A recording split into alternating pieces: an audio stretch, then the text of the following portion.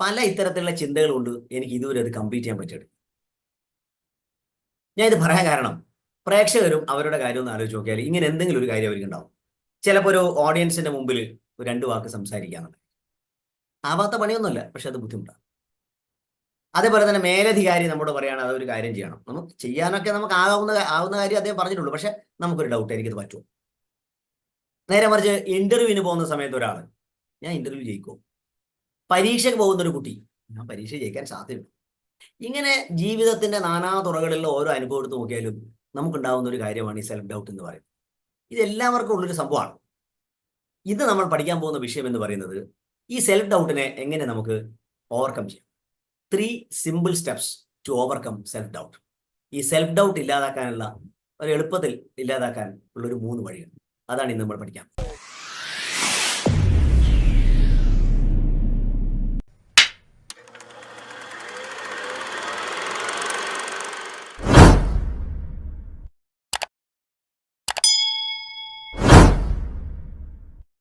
രണ്ടായിരത്തി 30 ആകുമ്പോഴേക്കും 1,00,000 വ്യക്തികളിലും അതോടൊപ്പം അവരുടെ കുടുംബാംഗങ്ങളിലും ഹെൽത്ത്, എഡ്യൂക്കേഷൻ, എംപവർമെന്റ് എന്നീ മേഖലകളിൽ സമഗ്രമായ മാറ്റം ഉണ്ടാക്കുക എന്നുള്ളതാണ് ഈ വെബിനാർ സീരീസിന്റെ ലക്ഷ്യം എന്ന് പറയുന്നത്. ഞാൻ എൻ്റെ ജീവിതത്തിലെ ചില അനുഭവങ്ങളാണ് ആദ്യമായി ഷെയർ ചെയ്യുന്നത്. എനിക്ക് 52 വയസ്സായി, എനിക്ക് ഡ്രൈവിംഗ് അറിയില്ല. ആലോചിച്ച് നോക്കിയാൽ വളരെ നേരത്തെ പഠിക്കാവുന്ന ഒരു കാര്യമേ ഉള്ളൂ. ഞാൻ 1-2 ഡ്രൈവിംഗ് സ്കൂളൊക്കെ ജോയിൻ ചെയ്യുകയും ചെയ്തിരുന്നു. ഇപ്പോഴും ഒരു സ്ഥലത്ത് പഠിച്ചുകൊണ്ടിരിക്കുകയാണ്. പക്ഷെ എനിക്കത് വേണ്ടത്ര വിജയിക്കാൻ പറ്റുന്നില്ല. അതിന് കാരണം ഞാനൊരു സെൽഫ് ഡൗട്ടാണ്. എനിക്കിത് ഓടിക്കാൻ പറ്റുമോ, ഏജ് ഒരു പ്രശ്നമല്ലേ. പല ഇത്തരത്തിലുള്ള ചിന്തകളുണ്ട് എനിക്ക് ഇതുവരെ അത് കംപ്ലീറ്റ് ചെയ്യാൻ പറ്റിയിട്ട്. ഞാൻ ഇത് പറയാൻ കാരണം പ്രേക്ഷകരും അവരുടെ കാര്യം ഒന്ന് ആലോചിച്ച് നോക്കിയാൽ ഇങ്ങനെ എന്തെങ്കിലും ഒരു കാര്യം അവർക്ക് ഉണ്ടാവും. ചിലപ്പോൾ ഒരു ഓഡിയൻസിന്റെ മുമ്പിൽ ഒരു രണ്ട് വാക്ക് സംസാരിക്കാന്നുള്ളത് ആവാത്ത പണിയൊന്നുമല്ല, പക്ഷെ അത് ബുദ്ധിമുട്ടാണ്. അതേപോലെ തന്നെ മേലധികാരി നമ്മോട് പറയുകയാണ് അതൊരു കാര്യം ചെയ്യണം, നമുക്ക് ചെയ്യാനൊക്കെ നമുക്ക് ആവുന്ന കാര്യം അദ്ദേഹം പറഞ്ഞിട്ടുള്ളൂ, പക്ഷെ നമുക്കൊരു ഡൗട്ട് എനിക്കത് പറ്റുമോ. നേരെ മറിച്ച് ഇന്റർവ്യൂവിന് പോകുന്ന സമയത്ത് ഒരാൾ ഞാൻ ഇന്റർവ്യൂ ജയിക്കുമോ, പരീക്ഷയ്ക്ക് പോകുന്ന ഒരു കുട്ടി ഞാൻ പരീക്ഷ ജയിക്കാൻ സാധ്യതയുണ്ട്. ഇങ്ങനെ ജീവിതത്തിന്റെ നാനാ തുറകളിലുള്ള ഓരോ അനുഭവം എടുത്ത് നോക്കിയാലും നമുക്കുണ്ടാവുന്ന ഒരു കാര്യമാണ് ഈ സെൽഫ് ഡൗട്ട് എന്ന് പറയുന്നത്. ഇത് എല്ലാവർക്കും ഉള്ളൊരു സംഭവമാണ്. ഇത് നമ്മൾ പഠിക്കാൻ പോകുന്ന വിഷയം എന്ന് പറയുന്നത് ഈ സെൽഫ് ഡൗട്ടിനെ എങ്ങനെ നമുക്ക് ഓവർകം ചെയ്യാം. 3 simple steps to overcome self doubt. ഈ സെൽഫ് ഡൗട്ട് ഇല്ലാതാക്കാനുള്ള ഒരു എളുപ്പത്തിൽ ഇല്ലാതാക്കാൻ ഉള്ളൊരു 3 വഴികൾ, അതാണ് ഇന്ന് നമ്മൾ പഠിക്കാം. നമുക്ക് എന്താണ് സെൽഫ് ഡൗട്ട് എന്ന് നോക്കാം. അതിന് പല നിർവചനങ്ങളുണ്ട്. അതിന് വളരെ എളുപ്പമുള്ള 1-2 കാര്യങ്ങൾ ഞാൻ പറയാം. Self doubt is the lack of faith in oneself or a feeling of doubt or uncertainty about one's abilities, actions, etcetera. ഒരു വ്യക്തിക്ക് അവരുടെ അവനവന്റെ കഴിവിലുള്ള വിശ്വാസമില്ലായ്മ ആണ് യഥാർത്ഥത്തിൽ സെൽഫ് ഡൗട്ട് എന്ന് പറയുന്നത്. മറ്റൊന്ന് അവനവന്റെ പ്രവർത്തനങ്ങളിലുള്ള സംശയം, അല്ലെങ്കിൽ അവരുടെ കഴിവിലും പ്രവർത്തനങ്ങളിലുമുള്ള സംശയം, അതോടൊപ്പം തന്നെ ഒരു ഉറപ്പില്ലായ്മ, ഇങ്ങനെയൊക്കെ ചേർന്നതിനെയാണ് നമ്മൾ സെൽഫ് ഡൗട്ട് എന്ന് പറയുന്നത്. ഞാൻ പ്രേക്ഷകരോടൊരു ചോദ്യം ചോദിക്കുകയാണ്. നിങ്ങൾക്ക് എപ്പോഴെങ്കിലും ജീവിതത്തിൽ ഈ സെൽഫ് ഡൗട്ട് ഉണ്ടായിട്ടുണ്ടെങ്കിൽ നിങ്ങൾക്ക് മീ എന്ന് അവിടെ ഒന്ന് ടൈപ്പ് ചെയ്യാം. നമുക്കൊരു ഇന്ററാക്ഷൻ ആയിക്കോട്ടെ, അതുകൊണ്ടാണ് മീ എന്ന് ടൈപ്പ് ചെയ്യാം. ഞാൻ കുറച്ചും കാത്തിരിക്കും. Thank you. ഒരുപാട് പേര് മീ എന്ന് ടൈപ്പ് ചെയ്യുന്നുണ്ട്. എല്ലാവർക്കും ഏതാണ്ട് ഇത് ഉണ്ടായിട്ടുണ്ട് എന്നാണ് നമ്മൾ ഇന്ന് മനസ്സിലാക്കിയത്. നമ്മുടെ ഉള്ളിൻ്റെ ഉള്ളിലുള്ള ഒരു ആത്മവിശ്വാസത്തിന്റെ കുറവ്, അല്ലെങ്കിൽ എന്തെങ്കിലും ചെയ്യുമ്പോൾ അത് വിജയിക്കുമോ എന്നുള്ള സംശയം, ഇതൊക്കെ ചേർന്നതിനെയാണ് നമ്മൾ സെൽഫ് ഡൗട്ട് എന്ന് പറയുന്നത്. നിർവചനം കേട്ട് ഭയക്കൊന്നും വേണം. ഇവിടെ യഥാർത്ഥത്തിൽ എങ്ങനെയാണ് ഇത് തോന്നുന്നത്? അപ്പോഴാണ് നമ്മളൊരു കാര്യം മനസ്സിലാക്കേണ്ടത്. നമ്മുടെ ഒക്കെ ഉള്ളിൽ ഒരു ഇന്നർ ക്രിട്ടിക്, ഒരു വിമർശിക്കുന്ന ഒരു കക്ഷി, അത് എന്നിലുണ്ട്, പ്രേക്ഷകരിലൊക്കെ ഉണ്ട്. അങ്ങനെ എന്തെങ്കിലും ഒരു കാര്യം ചെയ്യാൻ വേണ്ടി നമ്മൾ ശ്രമിക്കുമ്പോൾ തന്നെ ഈ ഇന്നർ ക്രിട്ടിക് ചില കാര്യം പറയും. എന്തൊക്കെ പറയുന്നത്? ഒന്ന്, നീ അതിനൊന്നും അത്ര ആയിട്ടില്ല, എനിക്ക് അത്രയൊന്നും പ്രാക്ടീസ് ആയിട്ടില്ല, നിന്നെ കൊണ്ട് അതിനൊന്നും പറ്റില്ല. അത് മാത്രമല്ല, ഒട്ടനവധി നിന്നേക്കാൾ കഴിവുള്ള ആൾക്കാർ ഇതൊക്കെ ചെയ്യുന്നുണ്ട്. ഇത്തരത്തിലുള്ള ഒരു ആന്തരിക സംഭാഷണം നമ്മളിൽ നടക്കും. ഇന്നർ ക്രിട്ടിക് ഇങ്ങനെ പറയും. ഇത് നമ്മൾ കേൾക്കാൻ തുടങ്ങുമ്പോഴാണ് നമ്മളിൽ സംശയം, സെൽഫ് ഡൗട്ട്. പിന്നെ ഒരു സ്റ്റെപ്പ് നമ്മൾ വെക്കില്ല. അതായത് നമ്മളുടെ ഇന്നർ ക്രിട്ടിക്കിന്റെ സംഭാഷണം അതാണ് ശരി എന്ന് വിശ്വസിച്ചിട്ട് മുന്നോട്ട് പോകുമ്പോഴാണ് ഈ പ്രശ്നം തുടങ്ങുന്നത്. അതൊരു അഭിപ്രായം മാത്രമാണ്. പക്ഷെ നമ്മൾ വിശ്വസിക്കുന്നത് അതാണ് ശരി, ആ അഭിപ്രായമേ കേൾക്കൂ എന്നൊരു അവസ്ഥയിലേക്ക് വരുമ്പോഴാണ് നമ്മുടെ ജീവിതത്തിൽ ഒന്നും സംഭവിക്കാതെ, അല്ലെങ്കിൽ ഒന്നും ചെയ്യാൻ നമുക്ക് പറ്റില്ല. കാരണം അവിടെയാണ്, ആ ഇന്നർ ക്രിട്ടിക്കിനാണ് നമ്മൾ പ്രാധാന്യം. അതൊരു അഭിപ്രായം മാത്രമാണ് നമ്മൾ മനസ്സിലാക്കുന്നത്.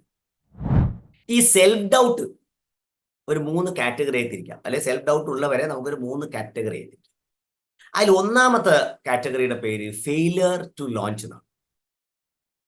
എന്തെങ്കിലും തുടങ്ങുന്നതിൽ പരാജയപ്പെടുന്നു, അതുകൊണ്ട് ഫെയിലിയർ ടു ലോഞ്ച്, അവരൊന്നും തുടങ്ങില്ല. ഞാൻ ഒന്ന് വിശദീകരിക്കാം. അതിനു മുമ്പ് നമ്മളെ കുറിച്ച് ഒന്ന് ചിന്തിച്ചു നോക്കിയാൽ, പരിണാമത്തിന്റെ അവസ്ഥയിൽ, തിയറി ഓഫ് ഇവാല്യൂഷൻ പ്രകാരം നമ്മൾ ആദിമ നിവാസികളൊക്കെ, അല്ലെങ്കിൽ നമ്മുടെ ഗ്രേറ്റ് ഗ്രാൻഡ് പാരൻസ്, അവരൊക്കെ തന്നെ ഓരോ കാടുകളിലും ഒക്കെ തന്നെ ജീവിച്ചവരാണ്. ഭയത്തിന്റെ ലോകത്തായിരുന്നു അവരുണ്ടായിരുന്നത്.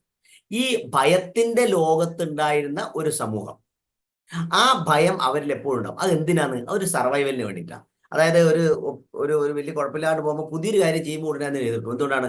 ഉടനെ അത് പ്രശ്നമാവും. കാരണം അതിൽ നിന്ന് രക്ഷപ്പെടണം, അങ്ങനെയുള്ള പല ചിന്തകളുണ്ടാവും. അതിനാണ് സർവൈവൽ. ഇതിനെ വേണമെങ്കിൽ നമുക്ക് നെഗറ്റിവിറ്റി ബയാസ് എന്ന് പറയാം. ഈ നെഗറ്റിവിറ്റി ബയാസ് ഉള്ള ഒരു തലമുറയിലാണ് നമ്മളൊക്കെ പെടുന്നത്. അതാണ് ഒരു കാര്യം ഇതിന് വേണ്ടിയിട്ടില്ല. അപ്പൊ എന്ത് ചെയ്യും? എന്തെങ്കിലും ഒരു ചെറിയ കാര്യം ചെയ്യണമെങ്കിൽ ഉടനെ ഒന്നും പ്രവർത്തിക്കാതെ ഇതിനെക്കുറിച്ച് ഓവർ തിങ്ക് ചെയ്തുകൊണ്ടിരിക്കും. ഒരു ഉദാഹരണം പറയാം. ഇപ്പൊ എന്റെ ഡ്രൈവിംഗ് കേസ് എടുക്കാം. ഈ ഡ്രൈവിങ്ങിന്റെ എന്റെ ഉദാഹരണം പറയാൻ കുറച്ചും കൂടെ എളുപ്പമാവുമല്ലോ. ഇത് ഓരോ ആൾക്കാർ അവരുടെ കാര്യത്തിൽ നോക്കിയാൽ മനസ്സിലാവും. ഇപ്പൊ ഈ ഡ്രൈവിങ്ങിന് വേണ്ടി ഒരു ചിന്തിക്കുമ്പോൾ തന്നെ എനിക്ക് തോന്നുന്നത് അറിയാം, ഇത് അപകടം വന്നാലോ, ഞാനിങ്ങനെ ഒറ്റക്കൊക്കെ ഓടിച്ചു പോകുന്ന സമയത്ത് ഒരുപാട് റിസ്ക് അല്ലേ, അതിനേക്കാൾ നല്ലത് ബസ്സിൽ കയറി പോയാൽ പോരെ എന്ന് ചിന്തിക്കുന്ന ഒരവസ്ഥയിലേക്ക്. ഇനി ഒരാളൊരു വിദേശ രാജ്യത്ത് പോകണം, കുഴപ്പമൊന്നുമില്ല. പക്ഷെ അയാൾ ചിന്തിക്കുന്നുണ്ട് അവിടുത്തെ കാലാവസ്ഥ എനിക്ക് പിടിക്കും, അവിടെ പോയാൽ എനിക്ക് ആവശ്യമായ പണം ഉണ്ടാവും, അവിടെ പോയാൽ ഒരുപാട് പ്രശ്നങ്ങൾ ഉണ്ടാവില്ലേ, ഞാൻ എങ്ങനെ വീട്ടിലെ ആൾക്കാരെ വിട്ടുപോകും, ഇങ്ങനെയൊക്കെ ചിന്തിക്കുന്നവർ അവിടെ പോയി. ഇങ്ങനെ ഇപ്പൊ ഇവിടെ ഒരു കറി വെക്കുന്ന ഒരു വീട്ടമ്മയുടെ അവസ്ഥ പോലും ഇങ്ങനെയാണ്. അങ്ങനെ ആവുമോ, അതിൽ സാമ്പാറിന്റെ കഷ്ണങ്ങൾ മുറിച്ചാൽ ഇങ്ങനെ ആവും എന്നൊക്കെ ചിന്തിച്ചിട്ട് ഒന്നും ചെയ്യില്ല. അപ്പോൾ ഇത്തരത്തിലുള്ള ഈ ചിന്ത നമ്മളൊരു സ്റ്റാഗ്നേഷൻ, ഒരു നിശ്ചലാവസ്ഥയിലെത്തി. അങ്ങനെ നിശ്ചലാവസ്ഥയിലുള്ള ഒരവസ്ഥയിൽ നമ്മൾ എത്തുമ്പോൾ എന്താ കുഴപ്പം?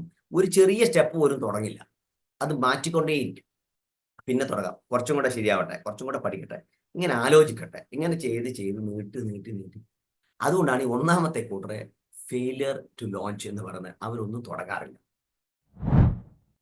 ഇനി രണ്ടാമത്തെ കൂട്ടറെ കുറിച്ച് പറയട്ടെ. അതിന് നല്ലൊരു പേരുണ്ട്, ട്രെഡിങ് ഓഫ് വാട്ടർ എന്നാണ്.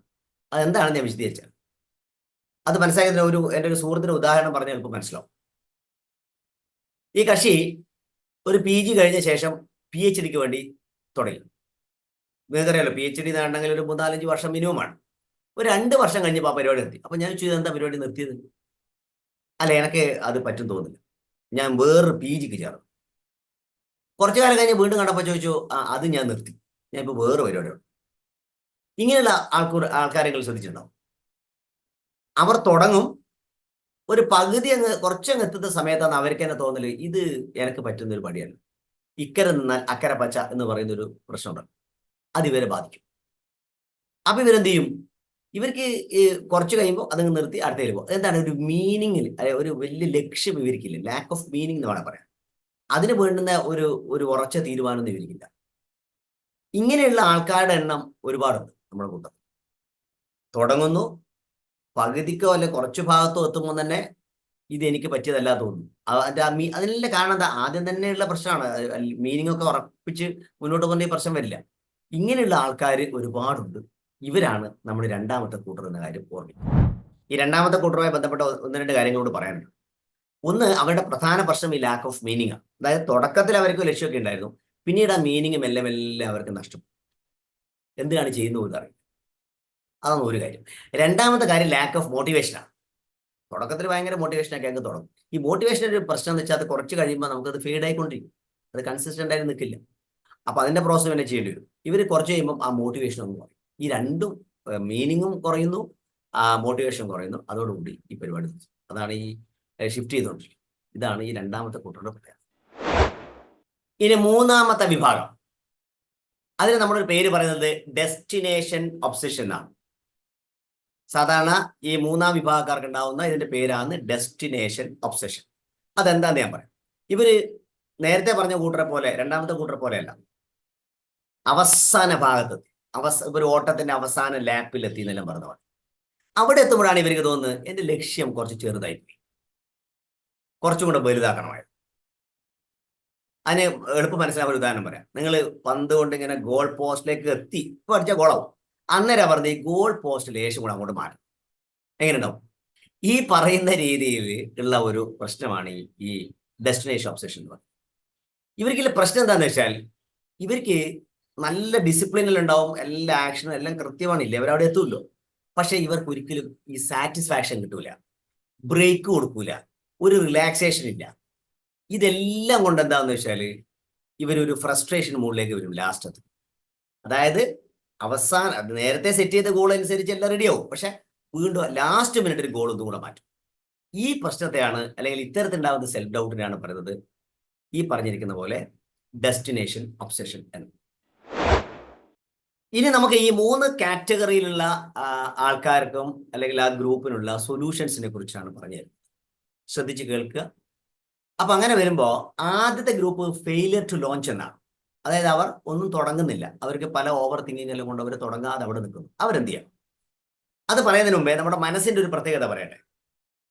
നമ്മുടെ മനസ്സിൽ എന്തെങ്കിലും ഒന്ന് ചിന്തിക്കരുത് എന്ന് പറഞ്ഞാൽ നമ്മൾ അത് തന്നെ ചിന്തിച്ചുകൊണ്ടിരിക്കും. അത് നമുക്ക് അനുഭവമുള്ള കാര്യമാണ്. ഇതുമായി ബന്ധപ്പെട്ടൊരു ശാസ്ത്രീയ പരീക്ഷണം നടന്നിട്ടുണ്ട്. ആ പരീക്ഷണത്തിന്റെ പേര് വൈറ്റ് ബെയർ എക്സ്പെരിമെന്റ് എന്നാണ്. അതെന്താണെന്ന് വെച്ചാൽ, കുറച്ച് ആൾക്കാരെ വിളിച്ച ശേഷം 2 ഗ്രൂപ്പാക്കി. എന്നിട്ട് ഒന്നാമത്തെ ഗ്രൂപ്പിനെ ഒരു വൈറ്റ് ബെയറിനെ കുറിച്ച് പറഞ്ഞു കൊടുത്തിട്ട് പറഞ്ഞു, നിങ്ങൾ ആ വൈറ്റ് ബെയറിനെ കുറിച്ച് തന്നെ ചിന്തിച്ചുകൊണ്ടിരിക്കുക. എന്നിട്ടൊരു 15 മിനിറ്റ് സമയം കൊടുത്തു അവർക്ക്. എന്നിട്ട് അവർക്കൊരു വൈറ്റ് പേപ്പർ കൊടുത്തു. എന്നിട്ട് പറഞ്ഞു, നിങ്ങൾക്ക് എന്തൊക്കെ ചിന്ത വന്നു എന്ന് എഴുതാൻ പറഞ്ഞു. രണ്ടാമത്തെ കൂട്ടർക്ക് ഇതേപോലെ തന്നെ അവരോട് പറഞ്ഞു, നിങ്ങൾ വൈറ്റ് ബെയറിനെ കുറിച്ച് മാത്രം ചിന്തിക്കരുത്, വൈറ്റ് ബെയറിനെ കുറിച്ച് മാത്രം ചിന്തിക്കരുത്. 15 മിനിറ്റ് സമയം അവർക്ക് കൊടുത്തു. എന്നിട്ട് പറഞ്ഞു, ഒരു ഷീറ്റ് പേപ്പർ കൊടുത്ത് പറഞ്ഞു, നിങ്ങളുടെ മനസ്സിൽ വന്ന ചിന്തകൾ എഴുതാം. എന്നിട്ട് ഇത് പഠനത്തിന് വിധേയമാക്കിയപ്പോൾ ചിന്തിക്കരുത് എന്ന് പറഞ്ഞ ഗ്രൂപ്പാണ് അതിനെക്കുറിച്ച് ഏറ്റവും കൂടുതൽ എഴുതിയത്. ഇതിനെന്താ മനസ്സിലാവുന്നത്? ചിന്തിക്കരുത് എന്ന് പറഞ്ഞാണ് നമ്മളെപ്പോഴും ചിന്തിച്ചുകൊണ്ടിരിക്കുക. അത് തെളിയിച്ച ഒരു ശാസ്ത്രീയ പരീക്ഷണത്തെ കുറിച്ച് പറഞ്ഞു എന്ന് മാത്രം. ഇനി നമ്മൾ ആദ്യം പറഞ്ഞ കാറ്റഗറി ഉണ്ടല്ലോ, ഫെയിലിയർ ടു ലോഞ്ച്, അല്ലെങ്കിൽ തുടങ്ങാൻ ബുദ്ധിമുട്ടുള്ളവർ, അവർക്കുള്ള സൊല്യൂഷൻ എന്താണെന്ന് നോക്കാം ഇതുമായി ബന്ധപ്പെട്ടിട്ട്. പക്ഷെ അതിനൊന്നും ഒന്നുകൂടെ അതെന്താണെന്ന് ഞാൻ പറയാം. അവരെല്ലാ കാര്യങ്ങളും ഗോളൊക്കെ സെറ്റ് ചെയ്യും, പക്ഷെ അവർ സ്റ്റാർട്ട് ചെയ്യില്ല, തുടങ്ങില്ല. അതാണ് ഫെയിലിയർ ടു ലോഞ്ചിന്റെ പ്രത്യേകത. അവരെന്താ ചെയ്യേണ്ടതെന്ന് വെച്ചാൽ, അവർ ഇതേപോലെ ഒരു ഷീറ്റ് പേപ്പർ എടുക്കുക. എന്നിട്ട് അവരുടെ മനസ്സിൽ തോന്നുന്ന പോസിറ്റീവ് നെഗറ്റീവുമായ കാര്യങ്ങൾ, ഈ പ്രൊജക്റ്റുമായി ബന്ധപ്പെട്ടുള്ള അല്ലെങ്കിൽ ഗോളുമായി ബന്ധപ്പെട്ടുള്ള അവർ ചെയ്യേണ്ടതായ കാര്യങ്ങളിലെ പോസിറ്റീവ് നെഗറ്റീവ് എല്ലാം ഒരു പേപ്പറിൽ എഴുതാം. എന്നിട്ട് അതിൽ നമ്മുടെ കൺട്രോൾ അല്ലാത്ത പല കാര്യങ്ങളുണ്ടാവും, അതങ്ങ് വിട്ടേ, അത് നമ്മൾ നോക്കിയിട്ട് കാര്യമില്ല. ഇനി നമുക്ക് ചെയ്യാവുന്ന കാര്യങ്ങളുണ്ടാവും, അവയെ എന്ത് ചെയ്യുക, ഒന്ന് സർക്കിൾ ചെയ്യാം, എത്രയൊക്കെ ചെയ്യാൻ പറ്റും. എന്നിട്ട് എന്ത് ചെയ്യണമെന്നറിയോ? എന്നിട്ട് അതിൽ തന്നെ എളുപ്പത്തിൽ നമുക്ക് ചെയ്യാവുന്ന കാര്യങ്ങളെ ഒന്ന് അണ്ടർലൈൻ ചെയ്യാം. എളുപ്പത്തിൽ ചെയ്യാവുന്ന കാര്യം അണ്ടർലൈൻ ചെയ്യാം. എന്നിട്ട് വേറൊരു ഷീറ്റ് പേപ്പർ എടുക്കാം. എന്നിട്ട് ഈ എളുപ്പത്തിൽ ചെയ്യാവുന്ന കാര്യങ്ങളുടെ ഒരു ലിസ്റ്റ് നമ്മൾ തയ്യാറാക്കുക. അപ്പൊ ഒന്ന് ശ്രദ്ധിക്കണം, അതിൽ ഏറ്റവും എളുപ്പമുള്ളതായിരിക്കണം ആദ്യം എഴുതേണ്ടത്, പിന്നെ രണ്ടാമത്തത്, അങ്ങനെ കൂട്ടി കൂട്ടി അങ്ങനെ എഴുതി കൊടുക്കുക. മനസ്സിലായിട്ടുണ്ടാവുമല്ലോ? ആ മൂന്നാമത്തെ പേപ്പറിൽ നമ്മൾ വിശദമായിട്ട് അത് എഴുതി. എന്നിട്ട് എന്താ ചെയ്യേണ്ടത്? അതിൽ ഏറ്റവും എളുപ്പമുള്ള കാര്യങ്ങൾ ചെയ്തു തുടങ്ങാം. ഇവരുടെ കുഴപ്പം തന്നെ സ്റ്റാർട്ട് ചെയ്യാൻ പറ്റില്ലെന്നല്ലേ, ഏറ്റവും ചെറിയ കാര്യം അത് തുടങ്ങാം. അത് വലിയ പ്രശ്നമില്ലാണെങ്കിൽ തുടങ്ങും. അപ്പൊ നമുക്ക് കുറച്ചും കൂടെ ആത്മവിശ്വാസവും കാര്യങ്ങളൊക്കെ വരും. അപ്പൊ രണ്ടാമത്തെ ചെയ്യാം, അപ്പൊ കുറച്ചും കൂടെ ശക്തി ഉണ്ട്. അതങ്ങനെ ചെയ്ത് പോകുന്ന സമയത്ത് നമുക്ക് പൂർണ്ണമായും നമ്മുടെ ഈ പ്രശ്നം പരിഹരിച്ചിട്ടുണ്ടാവും. ഫെയിലിയർ ടു ലോഞ്ച് പരിഹരിച്ചിട്ടുണ്ടാവും. കാരണം നമ്മൾ സ്റ്റാർട്ട് ചെയ്തു, പിന്നെ നമ്മളതിൽ ഇടപെടാൻ തുടങ്ങി, പൂർണ്ണമായും ലയിക്കാൻ തുടങ്ങും. ഇതാണ് ഒരു പ്രോസസ്സ് എന്ന് പറയുന്നത്. അപ്പം ഫെയിലിയർ ടു ലോഞ്ചിൽ അവർ ചെയ്യേണ്ട കാര്യങ്ങൾ വ്യക്തമായി മനസ്സിലായി എന്ന് വിചാരിക്കും. ഈ ഫെയിലിയർ ടു ലോഞ്ച് എന്ന് പറയുന്ന ഇപ്പോൾ നമ്മൾ പറഞ്ഞ കാറ്റഗറിയിൽ ഈ കാര്യങ്ങൾ പറഞ്ഞപ്പോൾ ഒരു കാര്യം കൂടി എനിക്ക് പറയാനുണ്ട്. അതായത് നമ്മൾ യഥാർത്ഥത്തിൽ ചിലവർ റിസ്ക് പേടിച്ചിട്ട്, അത് ഭയങ്കര റിസ്ക് ആണെന്ന് പറഞ്ഞിട്ട് ഒഴിവാകും, തുടങ്ങില്ല. ആ റിസ്ക് എന്താണെന്ന് നമ്മൾ മനസ്സിലാക്കിയിട്ട് റിയലിസ്റ്റിക് റിസ്ക് അസസ്മെന്റ് നടത്തണം. റിയലിസ്റ്റിക് ആയിട്ട് എന്താണ് അതിലൂടെ സംഭവിക്കാൻ പോകുന്നത്, എന്നിട്ട് അതിന്റെ ഒരു കാര്യങ്ങൾ പഠിച്ച ശേഷം വേണം നമ്മൾ സ്റ്റാർട്ട് ചെയ്യാൻ വേണ്ടി. ശരിക്കും പലരും റിയലിസ്റ്റിക് റിസ്ക് അസസ്മെന്റ് നടത്തി കഴിഞ്ഞാൽ പിന്നീട് അടുത്ത ആക്ഷനിൽ തുടങ്ങിപ്പോകും. ഇനി നമുക്ക് രണ്ടാമത്തെ കാറ്റഗറിയിലേക്ക് പോകാം, ട്രെഡിങ് ഓഫ് വാട്ടർ. അതായത് ഒരു ലക്ഷ്യത്തിലേക്ക് തീരുമാനമൊക്കെ എടുത്ത് തുടങ്ങി ഒരു വഴി മധ്യ എത്തുമ്പോൾ നിർത്തി പോകുന്നവരാണ് ട്രെഡിങ് ഓഫ് വാട്ടർ എന്ന് പറയുന്ന കാറ്റഗറി ഉൾപ്പെടുത്തുന്നത്.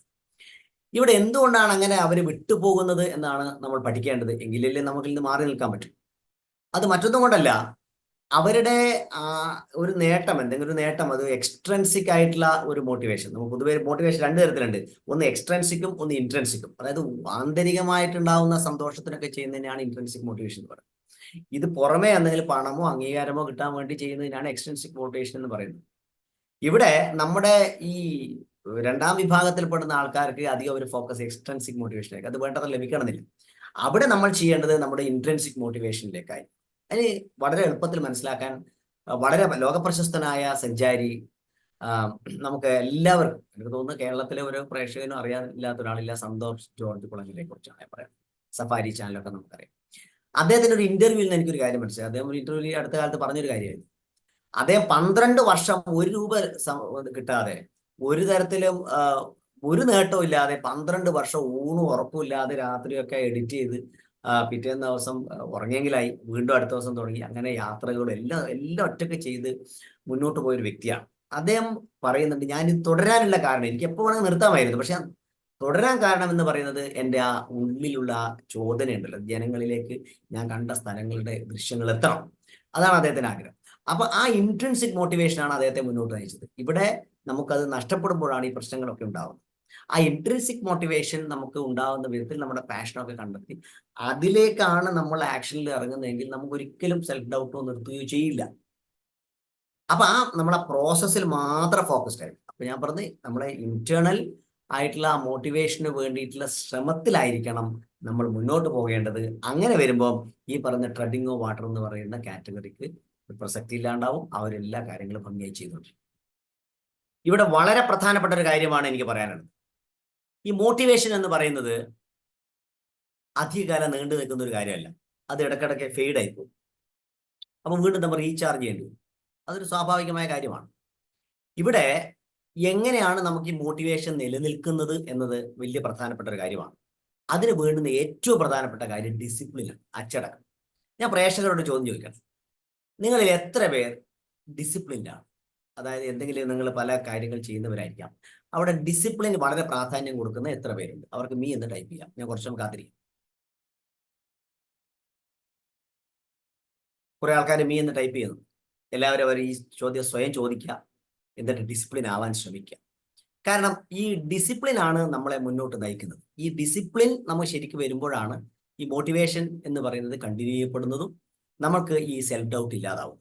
ഇപ്പൊ ഒരു ഉദാഹരണം പറയാൻ, ഒരു പട്ടാളക്കാരന്റെ കഥയുണ്ട്. അദ്ദേഹം അതിർത്തി കാവൽക്കാരനാണ്. അവിടെ രാവ് പകലും ഒക്കെ കാവൽക്കാരന് ഒരു വ്യത്യാസമില്ല, എപ്പോഴും ഒരേ എനർജിയിൽ നിൽക്കുകയും വേണം, എല്ലാം എക്യുപ്ഡ് ആയിരിക്കും വേണം. അവിടെ അദ്ദേഹം പറയാണ്, എനിക്കിന്നൊരു മൂഡില്ല, അതുകൊണ്ട് ഞാൻ ഡ്യൂട്ടിക്ക് പോകുന്നില്ല എന്ന് പറയാൻ പറ്റില്ല. കാരണം അവരുടെ ഡിസിപ്ലിൻ എന്നൊരു ഫോഴ്സ് അവിടെ ഉണ്ട്. ഡിസിപ്ലിനാണ് അവരെ നയിക്കുന്നത്. അപ്പൊ ഇത് നമ്മുടെ ജീവിതത്തിന് പ്രാധാന്യമുണ്ട്. നമ്മൾ ഇതേപോലെ സെൽഫ് ഡൗട്ടുമായിട്ട് എല്ലാം നിർത്തി പോകുന്നുണ്ടെങ്കിൽ, അത് ഏത് കാറ്റഗറി ആയാലും ശരി, ഇവിടെ നമ്മൾ മനസ്സിലാക്കേണ്ട കാര്യം, നമ്മൾ ഡിസിപ്ലിൻഡ് ആയിരിക്കണം. ആ ഡിസിപ്ലിൻ, ഇപ്പൊ പുസ്തകം വായിക്കുന്ന ഒരു തീരുമാനം, അത് ഒരു ദിവസം ഒരു ചാപ്റ്റർ വായിക്കുമെന്നുണ്ടെങ്കിൽ അത് മുടങ്ങാതെ വായിച്ച് അത് ടിക്ക് ചെയ്യുന്ന ഒരു ശീലം ഉണ്ടാക്കിയെടുക്കണം. അപ്പൊ അങ്ങനെയുള്ള മൊത്തം കാര്യങ്ങൾ ആലോചിക്കുമ്പോൾ നമുക്ക് ഡിസിപ്ലിൻ അത്യാവശ്യമാണ്. ഈ ഡിസിപ്ലിൻ ആണ് നമ്മളെ മുന്നോട്ട് നയിക്കുന്നതും സെൽഫ് ഡൗട്ട് ഇല്ലാതാക്കുന്നതും എന്ന കാര്യം ഓർക്കുക. മൂന്നാമത്തെ നമ്മുടെ കാറ്റഗറി എന്ന് പറയുന്നത് ഡെസ്റ്റിനേഷൻ ഒബ്സസ്ഡ് എന്ന വിഭാഗത്തിലുള്ളവരാണ്. എന്താണ് അവരുടെ പ്രത്യേകത എന്ന് ഞാൻ നേരത്തെ പറഞ്ഞിട്ടുണ്ട്. അവർ, അതായത് ലക്ഷ്യത്തിൽ അടുത്തെത്തുന്ന സമയത്ത് കുറച്ചും കൂടെ ഇത് പോരാ, എൻ്റെ ലക്ഷ്യം കുറച്ചും കൂടെ വലുതാക്കണം എന്ന് പറഞ്ഞ് ഗോൾ പോസ്റ്റ് അങ്ങോട്ട് നീക്കുന്നവരില്ലേ, അവരാണിവർ. അങ്ങനെയുള്ളവർക്ക് ഈ സെൽഫ് ഡൗട്ട് എങ്ങനെ ഇല്ലാതാക്കാം, അതിനുള്ള ചില പ്രായോഗിക കാര്യങ്ങളാണ് ഈ പറയുന്നത്. അവിടെ ആദ്യമായിട്ട് എനിക്ക് പറയാനുള്ളത്, ലോകപ്രശസ്ത എഴുത്തുകാരനും ബെസ്റ്റ് സെല്ലിംഗ് ഓത്തറും അതോടൊപ്പം തന്നെ കോച്ചും, ഇന്ന് ലോകത്ത് ഏറ്റവും കൂടെ അംഗീകരിക്കുന്ന മോട്ടിവേഷണൽ കോച്ചും ഒക്കെ ആയിരുന്ന സ്റ്റീഫൻ ആർ കോവയുടെ ഒരു പുസ്തകമുണ്ട്, 7 habits of highly effective people എന്നാണ് പുസ്തകത്തിന്റെ പേര്. അതിൽ ഒരു പ്രത്യേക ഒരു രംഗം പറയുന്നുണ്ട്. ഫ്ലാഷ് ഫോർവേഡ് എന്നാണ് അതിനെ ഉദ്ദേശിക്കുന്നത്. അതായത് നമ്മളൊക്കെ മരിക്കുമല്ലോ ഒരു ദിവസം. ആ മരണ ദിവസം ഒന്ന് നമ്മൾ സങ്കല്പിക്കുക. നമ്മുടെ ശവശരീരം ഇവിടെ കിടക്കുന്നു, ബന്ധുക്കളും നമ്മുടെ സുഹൃത്തുക്കളും ഒക്കെ അവിടെ വരുന്നു. അവർ നമ്മളെക്കുറിച്ച് എന്തെങ്കിലും പറയാതിരിക്കില്ലല്ലോ. അന്നത്തെ പ്രധാന ചർച്ചാ വിഷയം നമ്മളായിരിക്കും. അവരെന്താണ് നമ്മളെക്കുറിച്ച് പറയുന്നത്? നമ്മുടെ എന്തിനെ കുറിച്ചാണ് അവർ പറയുന്നത്? നമ്മൾ എന്താണ് ഇവിടെ ചെയ്തു പോയിട്ടുള്ളത് എന്ന് അവർ പറയും. ഇത് നമ്മൾ നേരത്തെ മനസ്സിലൊന്ന് വിചാരിച്ചിട്ട് നമ്മൾ ഇങ്ങനെ പറഞ്ഞു നോക്കുക, സ്വയം ഒന്ന് പറഞ്ഞു നോക്കുക, ചിന്തിച്ചു നോക്കുക, എന്തായിരിക്കും എൻ്റെ ഒരു അവസാനം ഞാൻ ഈ പ്രകൃതി ഇവിടുന്ന് വിട്ടുപോകുമ്പോൾ എന്താണ് ഇവിടെ അവശേഷിക്കേണ്ടത്? അവശേഷിപ്പിച്ചിട്ടല്ലേ പോകാൻ പറ്റൂ. അത് എന്ത് ലെഗസി ആയിരിക്കണം? ഇവിടെ നമ്മൾ ബോബ് പ്രോക്ടറെ കുറിച്ചൊന്ന് ആലോചിക്കുക. പലതവണ നമ്മൾ പറഞ്ഞ ഒരു ലോക പ്രശസ്ത മോട്ടിവേഷൻ സ്പീക്കർ ആയിരുന്നു ബോബ് പ്രോക്ടർ. അദ്ദേഹം തൻ്റെ ജീവിതത്തിന്റെ ലക്ഷ്യം എന്ന് പറയുന്നത് ജനങ്ങളിലേക്ക് ട്രാൻസ്ഫോർമേഷൻ ഉണ്ടാക്കാനാണ്. അതിനുവേണ്ടി അദ്ദേഹം ജീവിതം ഒഴിഞ്ഞു വെച്ചു. അദ്ദേഹം ഇവിടുന്ന് ലോകം വിട്ടുപോയി. ഇന്നും ലക്ഷക്കണക്കിന് ആൾക്കാർ പ്രചോദിതരാകുന്നത് ബോബ് പ്രോക്ടറുടെ വചനങ്ങളിലൂടെയാണ്, അദ്ദേഹത്തിന്റെ വീഡിയോകളിലൂടെയാണ്. ഇത് നമുക്കൊക്കെ അറിയുന്ന കാര്യമാണ്. അവർക്ക് ഒരു ലെഗസി ഉണ്ടാക്കിയിട്ടാണ് ഇവിടുന്ന് പോയത്. ഇവിടെ നമുക്ക് എന്ത് ലെഗസിയാണ് ഉണ്ടാക്കാൻ പറ്റുന്നത്? അത് നേരത്തെ കണ്ട് നമ്മൾ അത് മുന്നിൽ കണ്ടുകൊണ്ട്, നമ്മുടെ മരണം മുന്നിൽ കണ്ടുകൊണ്ട്, അത് ഇപ്പോഴേ നമ്മൾ എന്താണ് ഇവിടെ വിട്ടുപോകുമ്പോൾ ഇവിടെ ചെയ്യുന്ന ലെഗസി എന്ന് സ്വയം തീരുമാനിച്ച് നമുക്ക് ഒരു ചിത്രം ഉണ്ടാക്കാൻ സാധിക്കണം. ഇത് ഈ സെൽഫ് ഡൗട്ട് ഇല്ലാതാക്കാൻ സഹായിക്കും. ഇനി നമുക്ക് രണ്ടാമത്തെ ഒരു കാര്യം പറയാം. ഡെസ്റ്റിനേഷൻ ഒബ്സസ്ഡ് എന്ന് പറയുന്ന വിഭാഗത്തിന്റെ സെൽഫ് ഡൗട്ട് ഇല്ലാതാക്കുന്ന രണ്ടാമത്തെ കാര്യം. നമ്മളെല്ലാവരും ഈ കാപ്പിയോ കഴിക്കുന്നവരാണ്, അല്ലെങ്കിൽ ചായയോ കഴിക്കുന്നവരാണ്. ഒരു കപ്പ് കാപ്പി മനസ്സിൽ വിചാരിക്കുക, നിറയെയുള്ള ഒരു കപ്പ് കാപ്പി. ഇത് നമ്മൾ കുറേശ്ശായിട്ട് കഴിക്കുന്നു. അവസാനം എന്താവും? ആ കപ്പ് അവശേഷിക്കും, കാപ്പിയൊക്കെ കഴിഞ്ഞിട്ടുണ്ടാവും. ഇതേപോലെ തന്നെയാണ് നമ്മൾ ഓരോ ദിവസവും. രാവിലെ നമ്മളൊരു കപ്പ് നിറയെ ഊർജവുമായിട്ടാണ് എഴുന്നേൽക്കുന്നത്, ഫുൾ എനർജി. പക്ഷേ അത് ഓരോ ദിവസവും ഓരോ പ്രവർത്തനവും നമ്മൾ ദിവസവും നടന്നുകൊണ്ടിരിക്കുകയല്ലേ, പലതരത്തിലുള്ള ഇടപാടുകൾ കാര്യങ്ങൾ ചെയ്തുകൊണ്ടിരിക്കുന്ന സമയത്ത് എനർജി ഇങ്ങനെ കുറഞ്ഞു വരും. അവസാനം നേരത്തെ പറഞ്ഞ കപ്പ് പോലെ, കാപ്പിയില്ലാത്ത കപ്പ് പോലെ ആവും നമ്മൾ, എനർജി ഇല്ലാത്തൊരവസ്ഥ. ഇത് മാറണം. അതിനെന്താണ് വേണ്ടത്? ഒന്ന് എനർജൈസ് ചെയ്യണം. അതിനൊന്ന് പ്രകൃതിയിലേക്ക് ഇറങ്ങി നടക്കുക, വളരെ വേണ്ടപ്പെട്ടവരോട് സംസാരിക്കുക, ഒരു ഗെയിമൊക്കെ ചെയ്യുക, അല്ലെങ്കിൽ നമ്മളൊന്ന് പൊതുവായിട്ടൊന്ന് ഇടപെടുക. അപ്പം അങ്ങനെയൊക്കെ വരുന്ന സമയത്ത് നമ്മുടെ എനർജി കൊണ്ടുവരും. പ്രത്യേകിച്ച് നാച്ചുറൽ വാക്ക്, ഞാൻ അതിനെക്കുറിച്ചാണ് പറയുന്നത്. പ്രകൃതിയിലേക്കൊന്ന് പോകുന്ന സമയത്ത് മൃഗങ്ങളും ഒക്കെ നമ്മൾ കണ്ടാവുമല്ലോ, വീട്ടിലെ പശുവോ കാര്യങ്ങളൊക്കെ ഉണ്ടാവും, അതിനൊക്കെ ഒന്ന് നോക്കുക. അങ്ങനെയൊക്കെ ചെയ്യുന്ന സമയത്ത് എനർജി കൂടും. ഈ എനർജി കൂടുമ്പോൾ ആ കപ്പ് വീണ്ടും നിറയും. അത് നമ്മുടെ ഈ ഇത്തരത്തിൽ പറഞ്ഞിരിക്കുന്ന സെൽഫ് ഡൗട്ട് ഇല്ലാതാക്കാനും നമ്മൾ പൂർണ്ണ ഊർജ്ജസ്വരായി പ്രവർത്തിക്കാൻ സഹായിക്കും. ഇതൊക്കെ കൂടാതെ നമ്മുടെ സെൽഫ് ഡൗട്ടിനെ വളർത്തുന്ന, നമ്മളെ നശിപ്പിച്ചുകൊണ്ടിരിക്കുന്ന മറ്റൊരു വിഭാഗമുണ്ട്. അതിനെ പൊതുവെ നമ്മൾ ഇന്നർ ക്രിട്ടിക് എന്നാണ് പറയുന്നത്. ഇന്നർ ക്രിട്ടിക് എന്ന് പറഞ്ഞാൽ നമ്മൾ ആന്തരികമായി നമ്മുടെ വിമർശനം. അത് പോസിറ്റീവ് സെൻസിലല്ല ഇവിടെ ഉദ്ദേശിക്കുന്നത്. ഈ ഇന്നർ ക്രിട്ടിക്കുകൾ 5 എണ്ണമാണ് ഉള്ളത്. അതിലൊന്ന് ദ ക്ലാസിക് ജഡ്ജ്. നമ്മുടെ ഉള്ളിൽ ഒരു ക്ലാസിക് ജഡ്ജ് ഉണ്ട്. അയാളെ പറയുന്നത്, നിനക്കിത് നാവാത്ത പണിയാണ്, നീ ഇതൊന്നും ചെയ്യാൻ പോകരുത്, എനിക്ക് പറ്റാത്തതാണ്, എനിക്ക് റിസൾട്ട് ഉണ്ടാക്കാൻ പറ്റില്ല എന്ന് പറയുന്ന ഒരു സ്വാഭാവികമായ ഒരു ക്ലാസിക് ജഡ്ജ് നമ്മളിൽ. രണ്ടാമത്തെ നമ്മുടെ ഇന്നർ ക്രിട്ടിക് എന്ന് പറയുന്നത് വിക്റ്റിമാണ്. വിക്റ്റിം എന്ന് പറഞ്ഞ വാക്കിനർത്ഥം ഇര എന്നല്ലേ. അത് നമ്മളോട് ഇങ്ങനെയാണ് പറയുക, നിങ്ങൾ ഇത് ചെയ്യേണ്ടായിരുന്നു, എനിക്കത് ചെയ്യേണ്ട വല്ല ആവശ്യമുണ്ടോ, നീ ഇടപെടേണ്ട വല്ല കാര്യമുണ്ടോ എന്നൊക്കെ പറഞ്ഞ് നമ്മളൊരു ഇരയെ പോലെ നമ്മളെ കാണും. മൂന്നാമത്തെ ഇന്നർ ക്രിട്ടിക് എന്ന് പറയുന്നത് പ്രൊട്ടക്ടറാണ്. നമ്മളെ സംരക്ഷിക്കലാണ് ഇവന്റെ ലക്ഷ്യം എന്ന് പറയുന്നത്. അതുകൊണ്ട് നമ്മളൊന്നും ചെയ്യാൻ സമ്മതിക്കില്ല. കാരണം എന്തെങ്കിലും ചെയ്യുമ്പോഴേ നമുക്ക് പ്രശ്നങ്ങൾ ഉണ്ടാവും. അപ്പൊ നമ്മളെ സംരക്ഷിക്കലാണ് കക്ഷിയുടെ ലക്ഷ്യം. അപ്പോൾ അത് ചെയ്യേണ്ട, ഇത് ചെയ്യേണ്ട, അങ്ങനെയൊന്നും ആവശ്യമില്ല എന്ന് പറഞ്ഞ് നമ്മൾ എന്ത് ചെയ്യാൻ തീരുമാനിച്ചാൽ പ്രൊട്ടക്ട്. മറ്റൊന്ന് നമ്മൾ റിംഗ് മാസ്റ്റർ എന്ന് പറയും. റിംഗ് മാസ്റ്റർ എന്ന് പറഞ്ഞാൽ നമുക്കറിയില്ലേ, ഈ ട്രെയിനിങ് കൊടുക്കുന്ന ആളാണ് റിംഗ് മാസ്റ്റർ. നമ്മളെ പുഷ് ചെയ്തോണ്ട്, എന്തിനാണ്? ചെയ്യാതിരിക്കാൻ വേണ്ടി, അതിൽ രക്ഷപ്പെടാൻ വേണ്ടി, അത് ചെയ്യണ്ട എന്ന് പറയുന്ന പുഷ് ചെയ്തോണ്ട്. ഇനി ലാസ്റ്റ് അഞ്ചാമത്തത് ദ നെഗ്ലെക്റ്റർ എന്നാണ് അതിൻ്റെ പേര്. നെഗ്ലെക്റ്റർ എന്ന് പറഞ്ഞാൽ നമുക്കറിയില്ലേ, നമ്മൾ ഒഴിവാക്കുക. അപ്പൊ എത്രത്തോളം നമ്മൾ ഒഴിവാക്കാൻ പറ്റുമോ അതിനു വേണ്ടിയുള്ള പ്രവർത്തനങ്ങളാണ് ഈ കക്ഷി ചെയ്യുക. അത് ചെയ്യണ്ട, ഇത് ചെയ്യണ്ട, നമുക്ക് ഒഴിവാവാം എന്ന് പറഞ്ഞങ്ങനെ നിൽക്കും. ഇങ്ങനെയുള്ള ഈ 5 ഇന്നർ ക്രിട്ടിക്കുകൾ കൂടി നമ്മുടെ സെൽഫ് ഡൗട്ടിനെ വളർത്തും. ഈ ഇന്നർ ക്രിട്ടിക്കുകളെ തിരിച്ചറിഞ്ഞുകൊണ്ട് നമ്മൾ അതിൽ നിന്ന് പുറത്തു കടന്ന് നമ്മൾ സെൽഫ് ഡൗട്ട് ഇല്ലാതാക്കണം. പ്രിയപ്പെട്ട പ്രേക്ഷകരെ, നമ്മൾ എന്താണ് സെൽഫ് ഡൗട്ട് എന്നും ഈ സെൽഫ് ഡൗട്ടിനെ പുറത്തു കടക്കുന്ന 3 സിമ്പിൾ ടെക്നിക്കുകളെ കുറിച്ച് പഠിച്ചു. ഇത് ഏറെ അത്യാവശ്യമായ ഒരു കാര്യമാണ്. കാരണം നമ്മുടെ എല്ലാ പുരോഗതിയും തടസ്സപ്പെടുത്തുന്ന വലിയൊരു ശത്രു തന്നെയാണ് ഈ സെൽഫ് ഡൗട്ട്. അതുണ്ടെന്ന് തിരിച്ചറിഞ്ഞ് ആ സെൽഫ് ഡൗട്ടിനെ വളരെ കൃത്യമായി കാറ്റഗറൈസ് ചെയ്ത്, ആ കാറ്റഗറൈസ് ചെയ്ത 3 കാര്യങ്ങളെയും നമ്മൾ മാറ്റി അതിൽ നിന്ന് പുറത്തു കടന്ന് ഒരു ജീവിത വിജയം നേടുക എന്നുള്ളതാണ് ലക്ഷ്യം. അതിന് ഇന്നർ ക്രിട്ടിക്കുകളെ കുറിച്ച് ഞാൻ അവസാനം പറഞ്ഞിട്ടുണ്ട്, അതുകൊണ്ട് ശ്രദ്ധിക്കുക. അങ്ങനെ പൊതുവായ ഒരു ധാരണ ഇതിൽ ഉണ്ടാക്കി കഴിഞ്ഞാൽ നമുക്ക് ശക്തമായ ലക്ഷ്യവും ഉണ്ടാക്കി മുന്നോട്ട് പോയാൽ ജീവിത വിജയത്തിന് ഒരു പ്രശ്നം ഉണ്ടാവില്ല. ഈ സെൽഫ് ഡൗട്ടൊക്കെ എവിടെയോ പോയി മറയും. അത് നമുക്കൊക്കെ സാധിക്കുമെന്ന് വിശ്വസിക്കുകയും പ്രവർത്തിക്കുകയും ചെയ്യുക എന്നുള്ളതാണ് നമ്മുടെ കർത്തവ്യം എന്ന് പറയുന്നത്. ഇത്രയും സമയം ക്ഷമയോടെ ഈ വീഡിയോ കണ്ട പ്രിയപ്പെട്ട പ്രേക്ഷകരെ, നിങ്ങൾക്ക് എന്താണ് സെൽഫ് ഡൗട്ട് എന്നും അതിൽ നിന്ന് എങ്ങനെ പുറത്തു കടക്കുക എന്നും വ്യക്തമായി മനസ്സിലായല്ലോ. എനിക്ക് എല്ലാ പ്രേക്ഷകരോടും ഒരു വലിയ അഭ്യർത്ഥനയുണ്ട്. നിങ്ങൾ ഈ ലൈക്ക് ബട്ടൺ ഒന്ന് ക്ലിക്ക് ചെയ്യുക. അതോടൊപ്പം നിങ്ങളുടെ വളരെ വേണ്ടപ്പെട്ടവർക്കൊക്കെ തന്നെ ഈ വീഡിയോ ഷെയർ ചെയ്യുക. അതോടൊപ്പം ഈ വിഷയത്തിൽ എന്നേക്കാൾ അറിവുള്ള ഒട്ടേറെ പ്രേക്ഷകരുണ്ട്. അവർ കമന്റ് ചെയ്യാൻ മറക്കരുത്. ആ കമന്റുകൾ നമുക്ക് എല്ലാവർക്കും പ്രയോജനപ്രദമാണ്. അതുപോലെ ആദ്യമായിട്ടാണ് ഈ വീഡിയോ കാണുന്നതെങ്കിൽ, ഈ ചാനൽ കാണുന്നതെങ്കിൽ സബ്സ്ക്രൈബ് ചെയ്യാൻ മറക്കരുത്. അതുപോലെ തന്നെ ബെൽ ബട്ടൺ അമർത്തുക. ഇത്തരം വിജ്ഞാനപ്രദമായ ഒട്ടേറെ വീഡിയോകൾ നിങ്ങൾക്ക് ലഭിക്കാൻ സഹായിക്കും. Thank you. Inspired by Altruistic Association of India, a non-profit non-religious entity.